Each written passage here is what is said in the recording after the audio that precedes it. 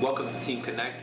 My name is Noel Frias. I am the NAACP Youth Council President, and the NAACP and the Institute of Nonviolence have collaborated to present to you a youth panel discussion regarding police brutality, violence in our community, and the way in which it is affecting us locally as well as nationally. We have discussed various of issues and stories that we have experienced and ways in which we can deal with the issue of police brutality.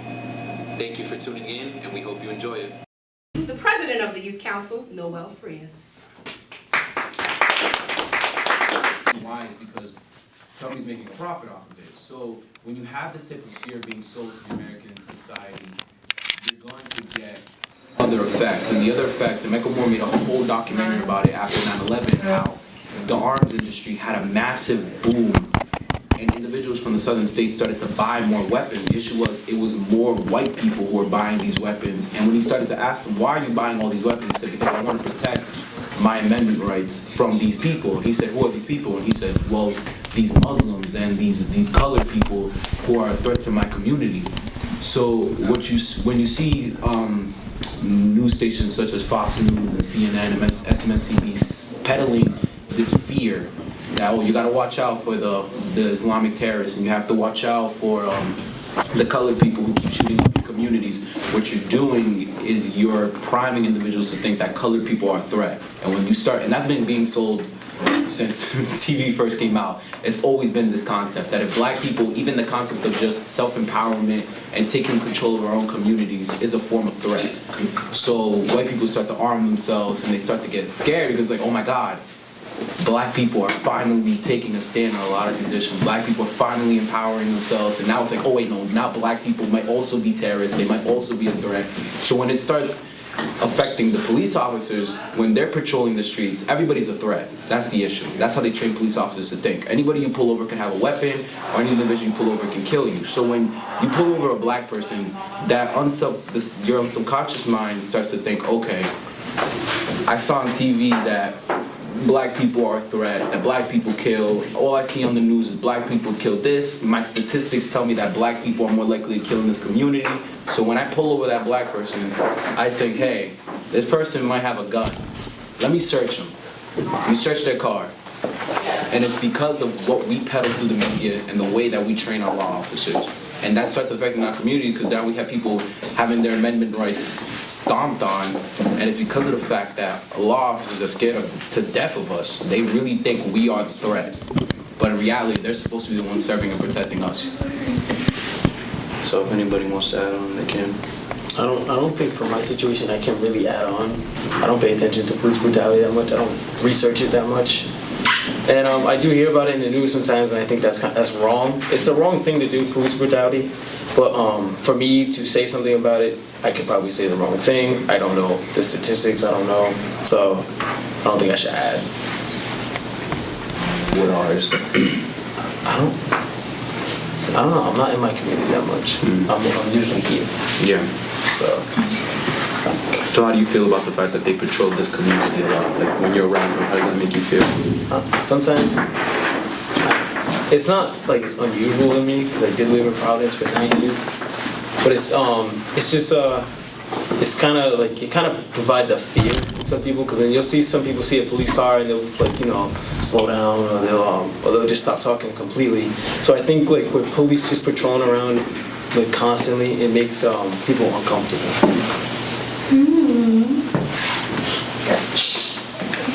Does anybody else want to add on? For me personally, I think we should talk about where or how police brutality started. And so, like, ever since the ratification of the 13th Amendment, I don't want to be racist, but the white people, they have feared us for quite some time. And so they established some laws called Jim Crow laws. I mean, everybody must know what Jim Crow laws are, right? Yes, sir. I heard about it. And Jim Crow laws, they were made in our nation to separate the white people from the coloreds and other kinds of races. And then ever since the NAACP started, there have been more black deaths than any colored races that there were. And so it has progressed over the years, and now it's a problem. But I don't see anybody like taking responsibility for it. Like, we need to take more steps towards to end police brutality and racism towards our community, because this is a problem. Again, we were outside my house. We were in the middle of the street though, and it was late at night, and we were just hanging out. And these jump out boys come out of nowhere, and I'm thinking, Jesus Christ, what are we doing? What did we do that's wrong? We're just on the street. He's like, oh, what are you guys doing? Why are you guys here? It's like, I live right there, bro. And he's like, well, get back inside. You shouldn't be on the streets like this. And now that I know my rights, I'm thinking, if he does anything, I can report him. But then I finally realized he doesn't have a name tag. He has police. Maybe I can report the tag that's on his car, because they do have a license plate. But even then, how am I gonna say, oh well, which one of the officers can I really say did it? If I don't know their names, their badge numbers, they can claim that it was a different officer that was with them in the car. Because cops like to defend. It's the blue wall. It's the blue gang that they have. So it's real difficult when you have to deal with the jumper boys in the city. And we talk a lot about how them patrolling the streets and pulling people over, it's affecting the community. Because I have friends who come to school late because they're walking down the street and you get pulled over by a jump out boy, and he's checking your bag, he's checking your persons, and now you're late for school. And now you're in trouble. Now you got detention, now you're about to get suspended. Because on a constant rate, you're getting pulled over by the same guy who keeps thinking that you rep some gang that you never heard of. So it's really difficult. Is there anything else you guys would like to add? Alright, You never heard of these people? you never heard the jump out boys? Listen. You missing out on a show. They roll up like that bad boys. I'd be like, Jesus Christ. Alright, let me think. So, on a national scale, how do you guys think that we could kind of solve police brutality? On a national scale, I would say it would be tough, because some people, they're like afraid of change. Like I said, they're afraid of change because of what might happen to them. So on a national scale, And there's also the fact that you gotta think about how different academies train the officers. right? Because in different states, train the officers in different ways. 'Cause, different communities, different minorities, I wouldn't even say minorities, but basically the majority of them. Anyway. So that's the hard part. Kind of get the training on the same basis. And that'd be the only way to really do it. But then you have to retrain all the cops, and then you have to so it'd just be very difficult, but it'd take some time. I remember when me and Ms. Pilar and a bunch of us went down to DC and we met with Senator Whitehouse's aide. He talked about how they were trying to pass a police brutality bill. Wasn't it with you? Were you with me? No, you weren't. Your dad was with me. Oh. Yeah. And he was talking about how, I asked him too, this was my first question, how are you going to pass a national bill that deals with a local issue? And he said, well, at that point you're violating states' rights. But there's something called, I forgot the word, but it's I'm pretty sure you took notes. No, I didn't take notes because you actually learned this in my government class. I forgot what it's called exactly, but it's a form of government system where basically the state government works in correlation with the national government. So what he was trying to do was dual federalism. There we go. So he wanted to do a sort of dual federalism type of bill where the national government would subsidize programs in the states that would work to training police officers better, and they would have certain requirements that the states had to abide to, and if they didn't, it would lose funding on certain issues.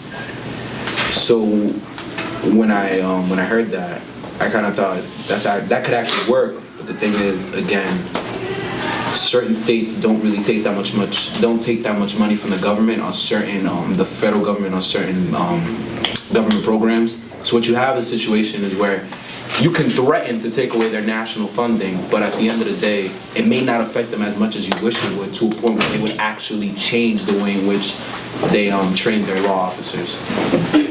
So how do you think we can change police brutality in the states? basically our state. I think it'd just be how the community responses to police and based on how the community would react to police and when police are in the neighborhood. So it'd just be community-wise.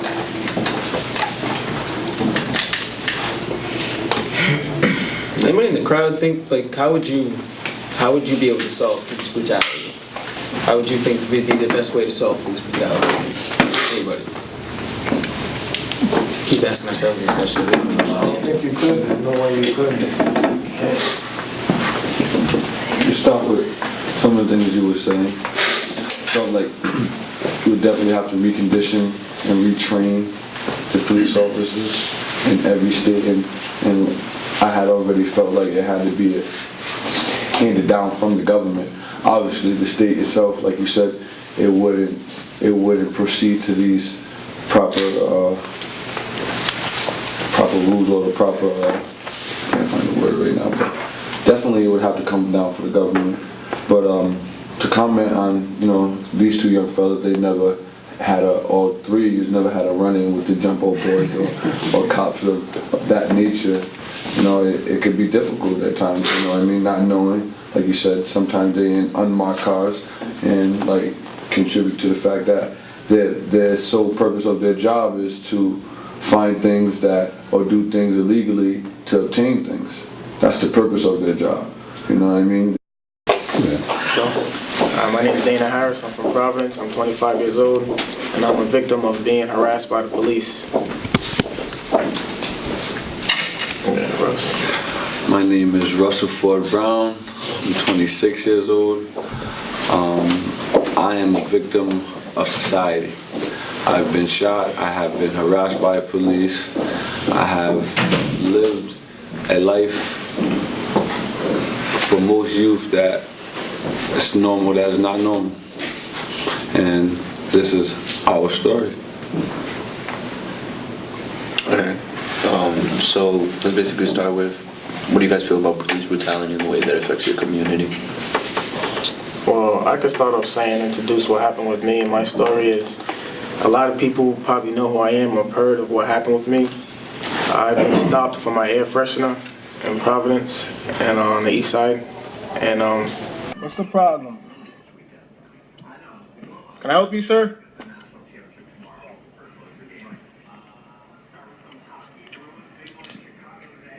How you doing? How you doing? You see me come out of my driveway. I get out License, registration, and you insurance? turn. Yes. But can I ask you though, like, what's the problem? What did I do wrong? See your license, registration, insurance? But what did I do wrong? See your registration? What did I do wrong? I See your have a registration, I have a insurance? cousin that's a Providence police officer for 23 years. But I want to know what's the problem.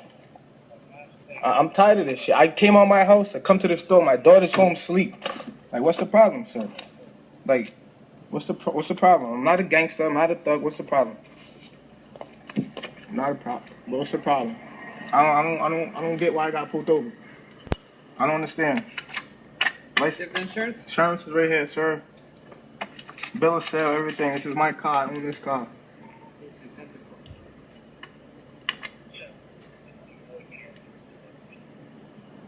I don't understand.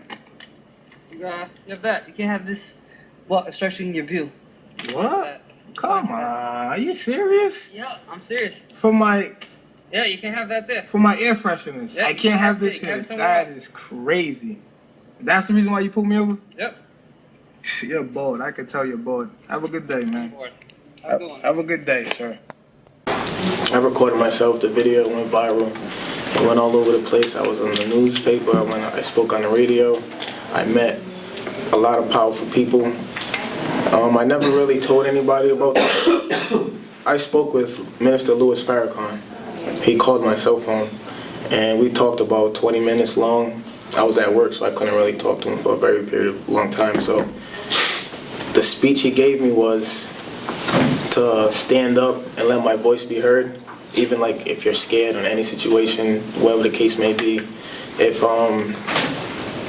like basically if you're getting stopped by the police, to have your camera out, you know what I'm saying, to record what happens, or if you don't video record, you could just voice record, just so they could hear what's going on, and it's tough. Like when you're living in a neighborhood and always getting harassed by the police, just for anything, you know what I'm saying? You could just have your hoodie on in a car driving by them, and they're looking at you as a suspect, and you don't want to deal with that. And I don't want to deal with that. I know you don't want to deal with that.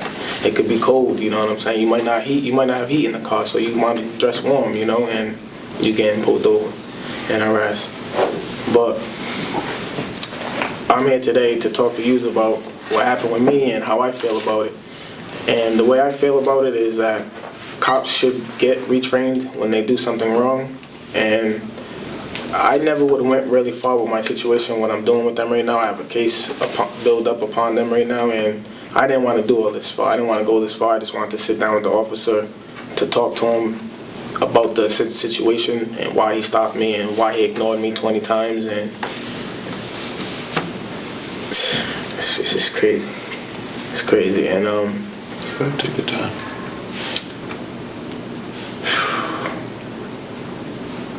I'm gonna just stop right now. I'm gonna think of something. I'm gonna just stop. You want to ask me the same question? Yeah. Oh, okay. So, the issue. What do you feel about police brutality and how it affects you and your community? Well, there's different levels of police brutality. Some people may not know that. I've grown up in the city of Providence. I grew up right in this area. My family right down the other end of Gordon Street, Gordon and Public, all my family, and I've gone through police brutality my whole life. Like I said, there's different levels. So there's prejudice levels where they automatically assume you are or you're about something because of your family history and the things that may come with your family history. So it's an automatic run up on you, shake you down, or pat you down, or rough you up in sense of we know who you are related to, or we know the people you are around or you may be involved with. No matter if you're doing the thing that these people are involved in or have been involved in ever. So I just feel like, you know, there's different levels and it happens to everybody maybe at one point in their life. Maybe not as they may seem. It might not be a physical brutality, but a prejudice brutality or them explaining or trying to make you seem to be something that you're not. And that's the case with most police officers. Alright. So what do you guys think about the concept of using excessive force and quickly just taking out your weapon whenever you see any hostility or subtle movements? To me, I think that's just wrong. Like, they say it all the time that they're feared for their life, but I'm always more feared for my life when a cop pulls up to my car than they'll ever be. Because I'm never armed with a gun. I don't have a vest to protect me. I don't have training in shooting. I've never been trained to shoot people. I've never been trained to aim at heads or any type of body part like they are associated with, like they are trained to do. So for me, they're trained killers approaching a civilian. Not a trained killer approaching them. They're trained killers approaching a civilian. So their brute force is already too much because they already have the mental capacity to understand that I can kill this person. Not if they wanted to, but their mental, their mindset when they pull out a gun is, I can kill this person. What do you have to say? It's true what he's saying. It's true that you're not skilled enough to protect yourself as they are. They take classes to put you in a chokehold, to restrain you, or to shoot you, or to beat you with their baton, or mace you, or tase you. You know, they take special classes. We don't take special classes. We have to train ourselves, whether we take boxing or, you know, just MMA classes, just for protection. And it's tough when they pull their guns out and we have nothing to protect ourselves. Like you said, we don't have a vest. You know what I'm saying? We're not Superman, we're not Iron Man, we're not nobody. We're just skins and bone. A bullet will go right through us. So they need to go. How I see a police officer, right? If they come up to a car, they just need to address themselves as a human being. You know, some of them abuse their authority because they're not from the city. Some of them might be from Cumberland, where there's no crime at all, you know what I'm saying? Or they come to the city and they see a lot of action, and that's when they get happy, you know what I'm saying? And that's where they go wrong, because we're just as like as them, but we're just not the same color. They look at us different. So how do you think we can deal with the issue of police brutality as a nation? It's tough. I mean, to pass a bill to try to change a culture that's been a certain way for over 100 years is tough. And to understand why they associate black people. The police were made for black people. Police were made to capture or to police us. They weren't made to police the nation. They were made to police us, and then in turn police each state or each nation. I mean each state. They weren't made, so their mindset is always to police us. Their thought process is always to police us. So when they see a black person, when they see a person of color, they feel like they have the authority to police us, and when they should be protect and serve for us, not automatically assume, make an assumption, not jump the gun and pull out your weapon when I haven't drawn a weapon, or when I haven't given you reasons to make you feel like I'm going to draw a weapon. Like, cops know their job. When they tend to do more than what they want to do in their job, it's not looked upon. It's not frowned upon. And to change that as a nationwide, that's something we have to change the culture in our nation. That's for the blue gang. We would have to change that. They would have to understand it's not about them being a gang. It's not about them sticking for one another. And that's just something that's really difficult to make them understand, that it's about the community and not about them. You have anything to say? I think it is tough because I'm in the process as right now of trying to get a bill passed and trying to get a law changed, and it's tough as of right now because I have to do things on my own. I have to get a lot of signatures. I have to get this petition, and I have to get in touch with people that's in office in the buildings and stuff like that, and it's hard because they're busy working on things that they want to accomplish, and I want to accomplish things of my own, not just for me, but for everybody in the community. Maybe it could go global and everybody catches along what I'm trying to do. So it is kind of tough. It takes a lot of time and it takes a lot of support from the community. And so something like that, like police brutality, changing a national law, will be tough. It will be tough.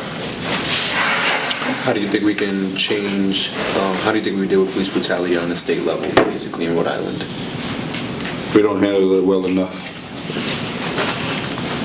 Police brutality in Rhode Island goes swept under the broom.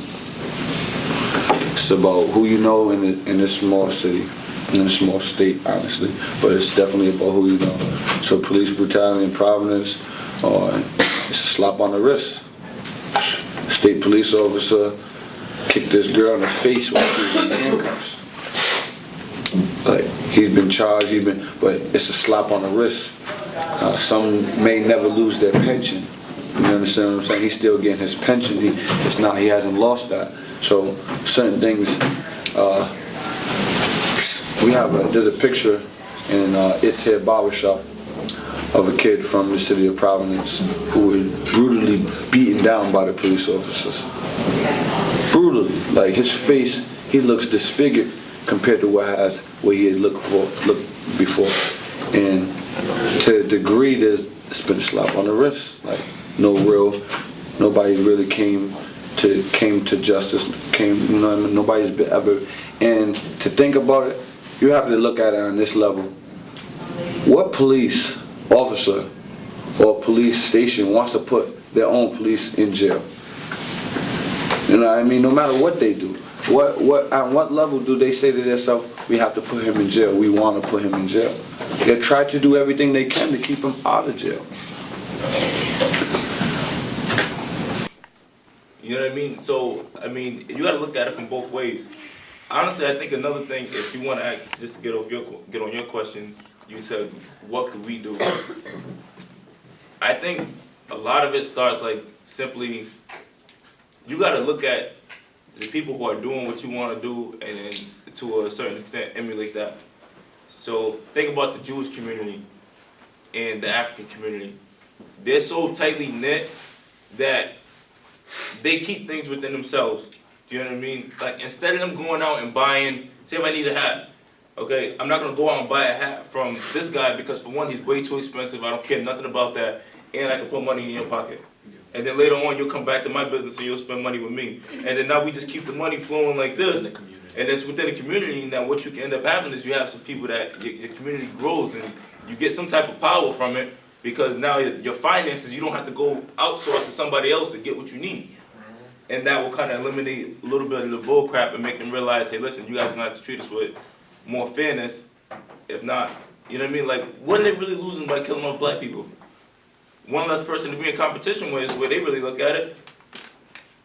You know what I mean? Black people and minorities in general. I mean, when I say black, I mean Spanish, all the way down the list, Asian, all that.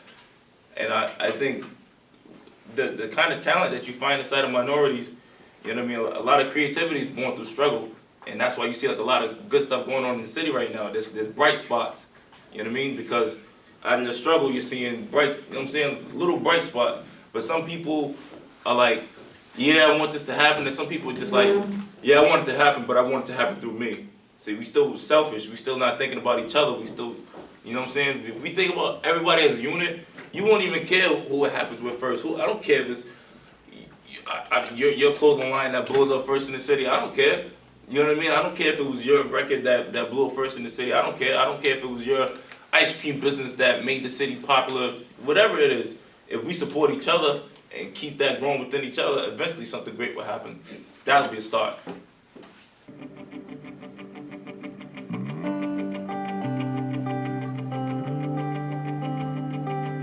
The Turn Up Our Right concept is to take our young people and have them sit before people that look like them, people that think like them, people that want to be successful just like they do, and show them the different steps to get there.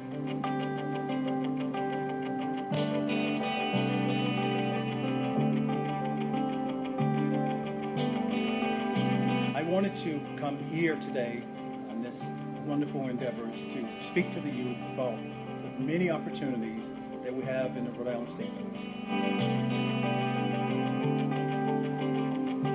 I think this is such an important event. When you look at and learn about the speakers and the planners here who have volunteered to commit time to the students and to the youth who are here, to tell them that they're important, to tell them that they have opportunities and there's hope for their future and there's so much that they can accomplish. I love being a part of that. It was pretty cool watching how they use the brain power and the collaborative skills of each other to practice and work together, which is exactly what we're trying to teach people, team building. I want to be a part of the solution. I want to provide opportunities like Turn Up RI and anything I possibly can do in order to shape opportunities for our children. Empowering young people to claim their voice, empowering young people to claim their truth and their interests, and then supporting that speaks volumes.